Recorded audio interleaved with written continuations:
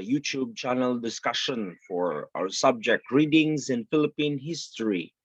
So I am so happy to have this opportunity once again to make this video discussion for our subject.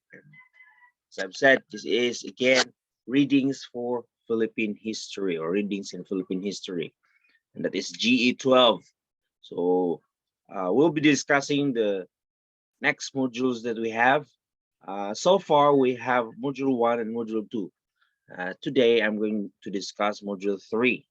And I am here again for a few reminders. So just lately, we have collected, last Monday, we have collected the first module that you have answered, and that is module 1. So most, maybe not, siguro 50% have submitted their outputs. So there are some nga wala pa nakasubmit. So I'm giving an extension to collect the said module output. But it will be marked late. Points will be deducted because sayang efforts ng mga uban na ningkamot to finish the module on time and to submit it on time. So I will be collecting the said outputs module 1 this coming March 1. I'll be in Pangantukan for para lang gid sa collection sa inyo mga late nga mga modules, late nga mga outputs, no? But it limited lang ta sa time. I'll be there in the morning. So morning lang ta tama na 11 o'clock. Maybe extended 11:30 because I will be traveling again. So wala na day after that wala na extension, ha?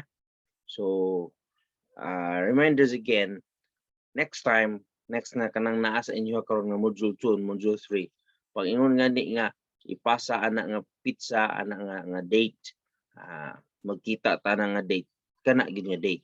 So I will never give any extension, especially duha ka book modules na naa sa inyo, ha. So if ever na madugay mo og answer, madugay mo kwan, cramming mo og answer, you'll do it in the 11th hour. So dili na siya maayo pagka-answer, dili na maayo pagkahimo yung modules. So I'll be strict on this because, as I've said in the first video discussion that we have for the second module, this is for your sake only. O ramampod aron pud mga you will be trained to do your task on time. So much for that. I'll be again, this is for module 3, and I'll be discussing another exciting. So ato himuning exciting ato ang ato module, especially we are on the topic, we are on the subject nga a lot of people will think that this is history ni sad, it's boring. So para dili ta mo boring, himuon na to ni exciting, and I'm making it sure, we are making it sure na inyong mga outputs will be inyong himuon nga outputs will be dili siya most on memorization. You'll be on analyzing, you're doing stuff like that. Aron you'll be giving another perspective sa kaning subject. Okay, so without further ado, we're going to discuss module 3, readings in Philippine history. Right, so this is the muna siya porma sa inyong module diha, no? For those of you who have collected only one module for last Monday, I will be making a soft copy available sa atong group chat. So hulat-hulat lang mo, no? Both module 2 and 3. So this is module 3, week 5 and 6. Katong i-discuss na ko yesterday, is week 4 and 5, week 3 and 4. So this one week 5 and 6. So nanong encourage na ko nga na cover page. Everybody should have your cover page, even though you just written your module. Because look at this. It's if it bisag dili na ninyo ni apilan nga kaning heading sa atong college. Bisan diretso na ang subject. Because it will be easier for you to submit. It will be easier for me to collect, and it will be easier for both the student and the teacher to identify para kang kinsa ni, para o kinsa nag-submit, para kang kinsa nga instructor. So yeah, na to ibutang, instead of saying student modules, you have to put your name, right? So anyway, it is indicated in your module na diha put cover page on your module outputs. And again, I will be reiterating, you are not going to submit this module. You make your own output. Okay? So dili na ninyo ibalik sa kuha. Why? Basin niyo magpa-summative test ko or magpa-summarize ko. Okay, so you make a summary of module 1, module 2, module 3. Now, sama ninyo nang ipasa sa ko balik. So, I'm discouraging you to do it. If ever nga kanang napasa ninyo nya dili ako inyong gipasahan nya naani siya next time, I will deduct points on that. That means nga wala, you're not listening to my instructions. And aside from that, there are students who are not watching these videos. Tan-aw lang sila kadali unya wala nila gihuman. So I'm not kanang mad at you or dili po ko ingon nga masuko, dili po ko ingon nga kanang malain sa inyo. Maybe mo magini kasagara ingon si estudyante, internet connection sir hinay kayo, dili na ko matiyo sa tanang video. Okay, pero mailhan nimo sila nga kanang unitan-aw manggaling wala lang gid po siguro gyud sa baghagi gi-skip lang. Why? During the time nga magpasa na mo, mag-adto nangita sa inyong instructor sa readings in Philippine history GE12, asa si Sir Makasim, bisan nang ako apelyido dili mao. So ako mga student, ako mga kauban nga mga instructor magsipang nga tawa sa mga yung mga student nga man kaila sa imo. Nya nana dito sa kong atubangan, sir pwede mo pasa sa module, kang kinsa man ang module. Ako sir, asa man na sa GE12 sa readings in Philippine history. Isa man yung instructor, si Sir Makaning man to. Sir, asa man siya? Ngayon man siya nga, kanang coming pa siya. Yan na, nag-atubang na sa kuha. Right? Sula mo kaila, that means you didn't watch this video. Okay, if you did, then makita ninyo kung naong ang mamaog yung dagwaya sa itong nasa video. Mao na si Sir Makaning. Ang agtang mamao. Medyo wapo-wapo ko gamay sa video pag abot sa actual na dili na siya gwapo kay makita niyo ang diferensya. So no, mag expect ko from you, you are following instructions, right? And I have this here, course guidelines.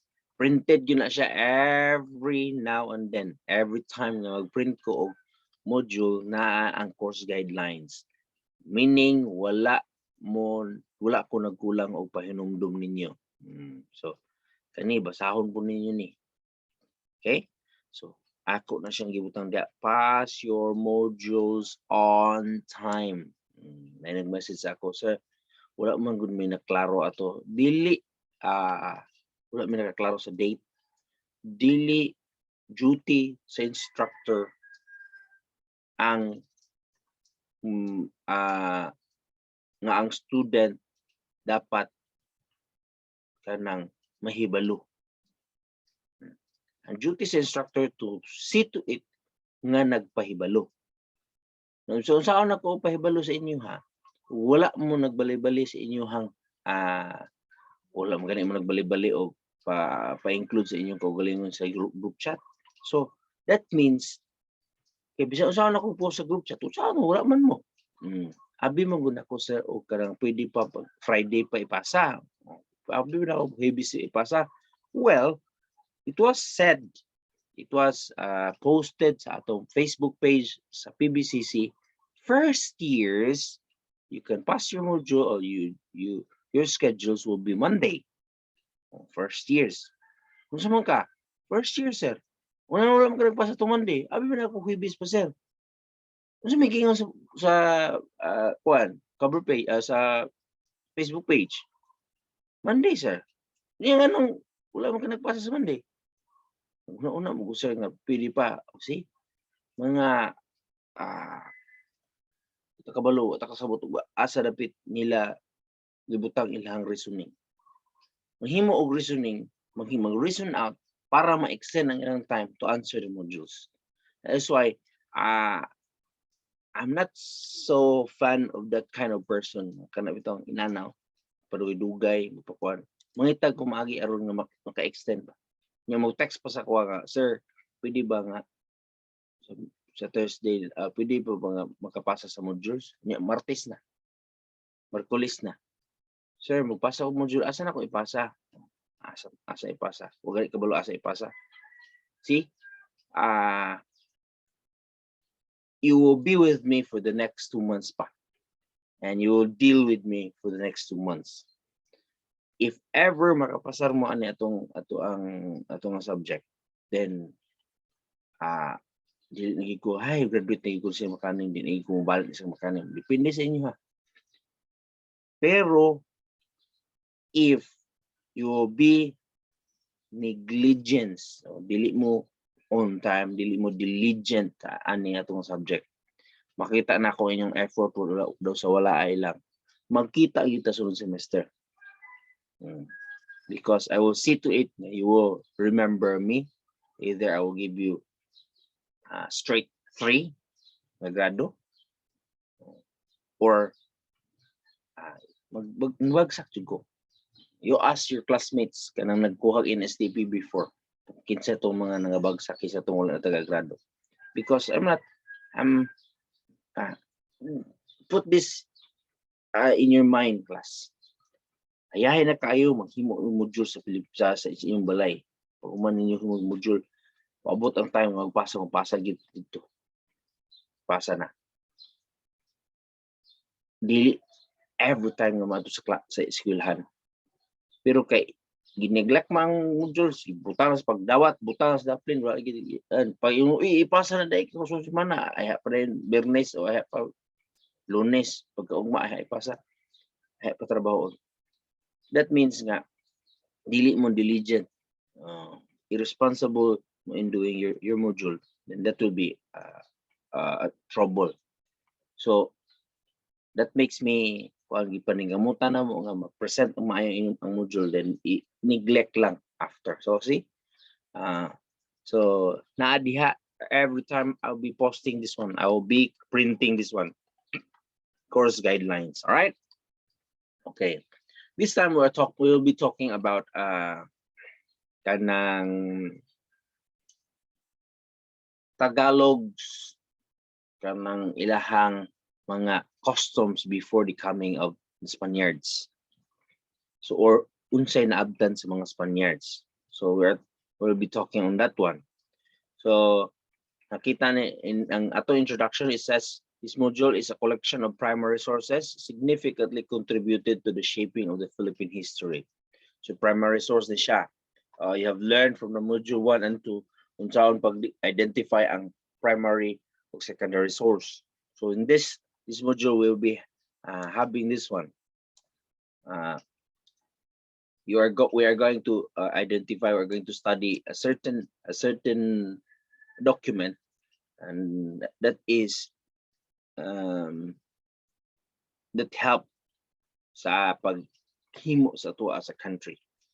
So it also present a significant primary source or a narrative of the history sa mga Filipino people, providing concrete facts, details, gikan sa first-hand witness sa ato ang history.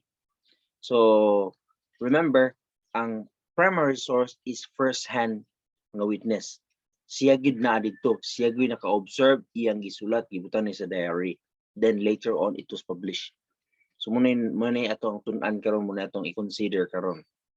So in this section, we're going to, as I have said earlier, we're going to talk about the customs of the Tagalogs through the eyes of Friar Juan de Plasencia. Kinsa man ni si Friar Juan de Plasencia? Usa ni siya sa mga few nga mga pari nga nianhi sa Philippines and landed in the Philippines, and they were assigned to different places. And for him, he was assigned in the Tagalogs. Sa mga Tagalog ba? Actually, Tagalogs are derived from the word Tagailog. So that means kaning mga Tagalog, dili siya nga taga Manila. No. They are derived from the word Tagailog. And if you're going to check books about Tagalogs, dili na sila nga mga arte nga mga inana, uy, ano ba dyan, mga inana nga mga inistoryahan, mga arte-arte. Originally, they are considered as, tanaw ninyo ang sa kaning libro, they are considered, kitaan to mo picture, they are considered as one of the first few tribes nga naabdan sa atoang sa mga Spaniards. So then ilahang si Father Plasencia, iyang gipang sulat, iyang gipang observe ang mga traditions, ang mga customs sa mga Tagalogs. So here, inyong makita muna siya ay mga pictures gina-present during the time sa pagsulat ni Father Plasencia. So ato po rin siyang tunan, and if you have time, you have to, I provided another readings, extended readings para sa inyo, so you can read further. So as mentioned earlier, we are going to talk about the customs, their customs and practices prior to the arrival of the Spaniards. Kani nga mga practices is there na siya dito before, okay? Historically, ang mga Spaniards, they have brought their customs to us. They have introduced Christianism to us.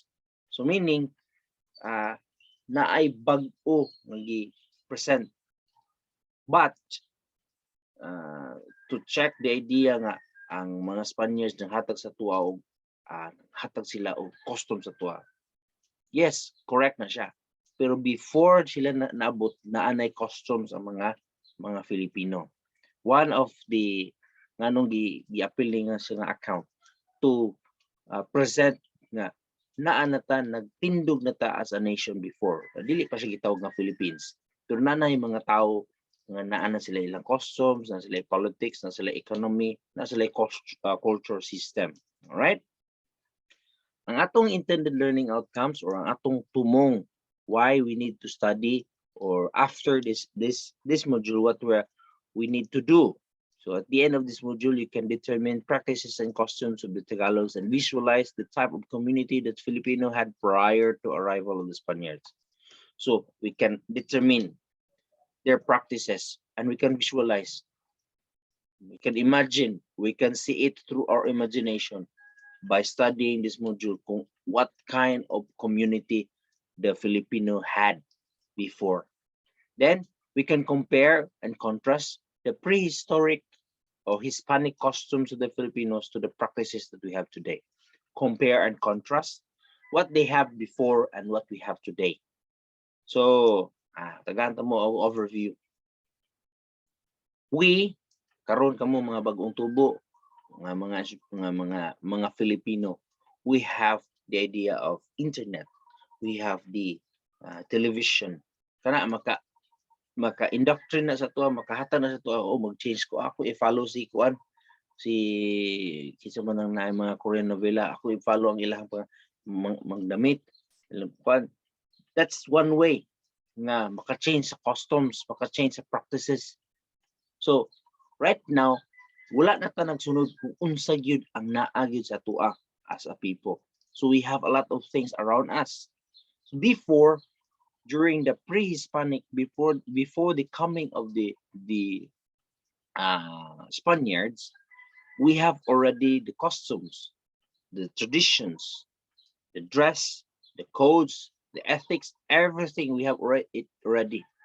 So we have to make it unsa may nakatabang sa tua, unsay naa before na wala karon, unsay naa karon wala before. So that's how we do compare and contrast. Then we can evaluate the relevance of the documents to our present time. So unsa may kaimportante ang writings ni Father Juan de Plasencia, why we need to study it, atong i-connect sa atong panahon karon. Okay, so atong activity, you have to read the discussion below. May discussion, short discussion, and we have to watch you have to watch this video, a supplementary video, and it is named Philippine History 3 2022. So naa diha gi-provide unsay background, asa gid na tao si Father Plasencia, asa siya padulong pag-abot niya sa Philippines, asa siya padulong, nato ba siya og kailangan, nato ba siya maramag. But naa diha naabot siya sa town sa Luzon. So dito siya na-assign sa Luzon. So sa daghan nga mga panahon, sa taas nga panahon niya, naglibot-libot siya sa Luzon. So nakato siya Quezon, dili Quezon Bukidnon ha, Laguna, Rizal. So tutuyok sa ito. So he have done his observation and then he wrote it. So he considered siya nga primary source class because iyang nakitaan, iyang natanawan, iyang gisulat, iyang gilista. Muna siya ang primary source. Alright. So naay historical background sa document. Mabasa na to din ha ang unsay naa sa document, may background niya. So tama lang ta sa background kung unsa gyud ang mga practices sa mga Tagalogs. I have provided here for you to further read na mga websites. So nandun na, no? Pila na ka website, 3, 4. If you get hold of this book, you can read as well. So dili na ko na siya usa-usahon, yung historical background, but magbasa mo accordingly dinhi. Makita ninyo kung unsay mga customs, unsay mga pagtulunan, unsay kinabuhi sa mga Tagalogs before the coming of the Spaniards and during the time of Father Plasencia. Right? Actually, readings in Philippine history man daghan tagbasahon nun. But since ang ang papel na nahimo na mo before class niya, daghan kayong mong gi-produce, daghan kayong mabasa. Ang buhaton sa estudyante dili magbasa. So karon para magyud ma-encourage mo basa, mangita mi o mag-produce mi og gamay lang, idea lang, dayon hatag mi og asa makiganahan man ang mga estudyante mag-search na si atubang sa internet. Sige, pag atubang mo sa internet, pangitaan ninyo ni nga mga idea aron nga maka-answer mo sa inyong module. Ug wala may internet sir, naay libro nga provided. Wala po may libro sir kay dili mi to ami sa bukid. Pangita mo pamaagi. But yet mo ni ang ato ang pamaagi karon sa we have presented, nampod mo yung mabasa na mo makuha diya. Pero dili gani clear, we have provided kanang kaniyo mabasa ninyo. All right. Exercises or exercise. In an A4 bond paper, describe the community of the Tagalogs prior to the arrival of the Spaniards in terms of the following. So inyo siyang i-describe kung unsa ang mga kinabuhi sa mga Tagalogs according sa mga terms, religious practices. Unsa may religious practices nila? Unsa ilang pagtulunan sa mga Tagalog? Concepts of marriage and family. Unsa may panghuna-huna nila when it comes to marriage and family? So naana diya sa readings, na sa discussion, sir. Naigamay niyo makuha. Pero daghan gyud mo gusto niyo i-expound, ngita mo o pumagi na maka-expound mo. Community mores, values and beliefs. Unsa ning mores? Mores ni sir nga kanang daghan? No. Mores is pagtulunan ba? Kanang code of ethics, Morse. Nabito na siya kita Morse code or unsa ilang kuan Tagalog, unsa ilang mga pagtulunan, unsa ilang belief, unsa ilang values. So mo na siya, no? Kanang tulo mag-uban na siya, Morse, values and beliefs. Tagada mo kay di aron nga saan niyo pagsabot aron kabalo mo unsa inyong pangitaon. When it comes to community Morse, you have to research what is Morse. You have to read. Mo din siya. Pangitaon ninyo sa discussion. Wala sa discussion. Pangitaon ninyo sa internet. The Morse of the Tagalogs. Mo din siya. Magpili lang mo gamay. Tangdayan ninyo diha sa inyong outputs. Dayon, values and beliefs. Then, socialization practices. As you can see, for kabalo naman mo sa socialization, na ba sila baile, disco, sa baka ilang maagi aron nga magkuan, aron malipay sila socialization nila sa ilang dula ginahimo. So muna si socialization. As you can see, I have only provided kanang gamay nga space in here, but it is not necessary nga moora na inyong i-fill in usa ka sentence. Nakabutang diha is describe. Dili na siya yung describe in one word, describe in one sentence. You have to describe. So, kabutang put A4 bond paper. So, understandably, you have to expound. What is expound? You have to describe it. So, in few sentences in a paragraph. So, English and religious practices. So, maybe the religious practices of the Tagalogs they are more on they have no religion that we call our religion today, but they believe in blah blah blah in one paragraph. Describe it siya. Okay? So dili kay usa lang ka sentence ya. That is why na A4 bond paper. So kaning upat ka mga terms cover na niya ni usa ka bond paper. Okay? So sunod, identify the practices mentioned by Plasencia on the following aspects. So identify na to ang practices na i-mention ni Father Plasencia. Pinagi po na ng aspects. Sir, saan mo na mag-identify? Wala mo na mo na makita din sa kanang discussion. Yes. Ang uban dili makita. So saan mo ninyo pagkuan? So what you're going to do is you have to search about Father Juan de Plasencia writings about the Tagalogs. So how to search? Kabalo ba siguro mo pag-ana niyo sa website dito sa Google. Father Juan de Plasencia, Customs of the Tagalogs. Ano siya imuhang isulat. Makita rin ito, community. So may may mga practices sa mga Tagalogs sa ilang community. May A and B. Imong isulat unsay A and B. Unsay imong makita. This time, you can answer 2 or 1 sentence. Only kay A and B raman. One sentence A, one sentence B. Poverty, one sentence, duha ka sentence each. Alright? Then, paghuman, identify at least 3 distinct or unique practices, customs, and traditions in your province or community.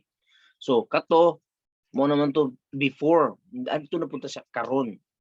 So, pangita mo og 3 distinct or unique nga practices sa Bukidnon, province man, o sa inyong community, diya sa Pangantukan, o sa Kalilangan, o asa man dapit, customs, customary, traditions, kayong kag unique, dayon imong isulat din he. So may naka-unique din sa inyong kuan, so may naa diha. Kung magkuan mi mag-birthday dapat muni na. Magkuan na. So 1, 2, 3 tulo ka customs na inyo i-identify sa inyong community. Dili is community as a province, sa entire Bukidnon as a whole, tulo ka buok. Okay? So remember, your, that means atoa inyuha. So dili na ni ka brother Placencia. Okay, muna siya. Sunod, in 300 words, compare those practices to the observation discussed by Placencia in his article. Kani siya nga mga practices na to dinhi sa Bukidnon, imo siyang i-compare sa mga practices nga gisulat ni Brother Placencia in 300 words. Daghan kaya na sa oy. O di. Kanina yan yung sulat nga warang budaghan. O 300 words siya. Remember, wasa rabzud ko. Ako gani siyang basahon. So, imo siyang i-compare. Imong i-compare ang tradition niya. The tradition of the Bukidnons are the following, blah, blah, blah, blah, blah. While on the other hand, the traditions of the Tagalogs, as we have learned, is like this, like that, like this, like that. So in comparison, the Tagalogs are more sophisticated, blah, blah, blah. While we in the Bukidnon, we have in our community right now, it's been more progress and more ana. Ngita mo kumaagi diha nga magamit ninyo inyong prowess to do writings. Anyway, naman may English class, so tabang na sa inyo. All right. So this one, kani siya, another A4 bond paper na po na siya. So this one, A4 bond paper, usa. Kani usa na po. Now, kung ang first nga bond paper is dili siya kayo puno, unya dili po kay duot inyong pagsulat, pwede ra ninyo ibutang sa likod ang kani siya. Pwede ra sa likod. Pero ang inyong sinulatan puno kayo, duot kayo, nya nagkagidlay na, nagyunsan ninyo pagsulat, I would encourage you to use another bond paper. Now, class, balik ko na ko niya. Kay kani mo naman ninyong output. So naano siya, dali naman po niya siya, dili ni siya maka kuno daghan nga paper. Balik ko na ko siya. Balik ta si babaw sa expected. Naraw write legibly kanang maklaro, provide a clean and decent outputs. Last Monday, ipasahan kong pinilo na pagtanaw na ko sa iyang sinulatan. Dili nimo masabtan kay ang primero to ari babaw nagkakuan. Class, magpagrado mo unya ang inyong hinatagan sa kuha nga pragraduhan. Murag dili ta makahatag og grado. So paningkamot pud mo. Okay? Paningkamot mo. So provide a clean and decent outputs. Muna siya akong ikuan. So in here, paningkamutan ninyo. Muna format. Okay, wala problema. Inana ang format. Sundan ninyo ni siya ang format. Format is inani o forma. Community. O sulat ko sa kasi sentence. Kadua nga sentence. And so, ubos, unique practices. 1, 2, 3. Dayon sa ubos, summary. Ano lang, simple. Simple as that. Simple para sa imo, sir. Pero ang usaon man siya pag-answer, muna siya challenge. So, that's the best thing about module. You have the things to explore. Ikaw mo maka-explore ta. Right? Then, assessment. The output should be submitted on the next batch of releasing of modules. Most likely, ang next batch of releasing module is March. Schedule na mo dire. Okay. Nakapasa naman ta ato ang module atong 21. So, siguro either 21 po sa March 21 or March 28. Monday na siya para sa kwan. So, just dili pa na siya definite nga mo na gina siya nga time or mo na siya nga date. We will We will just keep you posted. So dapat unta siya mahatag unta ta siya kasi no. Dili man gud may kuan kay general man gini siya nga magpasa ang tanan tibuok PBCC kay dili may gusto nga magbalik-balik ang estudyante. Or dili may gusto nga karong mingon si Sir Makanim nga magpasa mo aning bitsa. Mingon pud ang iyong instructor sa PE nga magpasa mo ng bitsa, balik pud mo. Mingon si kuan, ana ba? So i-identify unta ninyo ang date before, sir. Yes. We will be posting as soon as it is available. Now, kamo as soon as you have received your module and you have watched this video, then you have to do your modules. Manako ana, lain na pud. Ana, okay? So gibalik na pud ako dre. Don't forget to have a cover page of your module. And please write your name in each page of your output and write your outputs in an A4 bond paper. Sharo, wala niyo nabasa nga part. Dito sa ibabaw na kanana po diri yung part before nag-end. So resources and additional resources na dinha. As I've said earlier, you can put this one inyo ning i-type sa atong website, then you can search it, and then there is makita ninyo a lot of information about Father Placencia's work. Okay? So mura man na siya siguro class. Wala naman siguro ilain. Wala na tayo lang diskasan.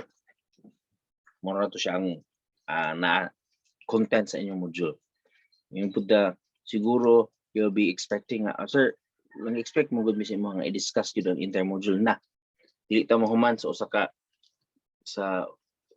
usa duha ka oras. Kay kung himuon na to nga i-discuss gyud nako one by one unsay sulod sa writing si Father Placencia. Before, when I thought about this subject, ako na siyang gitudlo nga subject. It took us 2 meetings. So duha gyud mi kaklasihan ani ka Father Placencia. But ako na siyang gi-shorten later on. Gitagaan ako ang mga estudyante for them to read. Then they make their murag summative report lang. Nag-report lang sila. So, sila mismo nag-read. Face to face pa to ha. So muna itong gihimo karon. So I hope everybody will be doing your part as a student, and para dili bitaw laay class, as soon as you have the excitement to do your module, do it. Karon kay na naman discussion, na naman ko ani nga discussion. Pag human ninyo naman pag-answer, na po mo idea how to do it. Imo aday niyo dicho. Ay na niyo paabutan nga ugma na lang. Sunod ma kapoy na po nanawag ang iyong friend matuta dito sa kuan na pod sunod na pod after hantod nga maabtan na lang sa deadline. So muna siya mahitabo. All right? So I hope you will be responsible enough when you do your part as a student. And thank you for cooperating. And again, reminders, again, ako na siya balik-balikon aron nga dili mo malimot. Kaya ang problema sa estudyante is dili malimot. Reminders once again, I'll be strict on dates. I'll be strict on dapat on time magpasa. First module, tagaan mo na kog chance. So ang date nga akong gihatag is on March 1 morning only. Then after that wala na tay second chance. Diretso na dayon. Pagka module 2 ug 3 di gani mo kapasa na nya meaning wala na siya. So maning kamot yun mo nga makapasa on time. So that's it for now. God bless, and I hope that you will be you'll stay in good health. And see you all again in our next module discussion, in our next batch of releasing and receiving of the outputs. God bless and take care, everyone. Bye.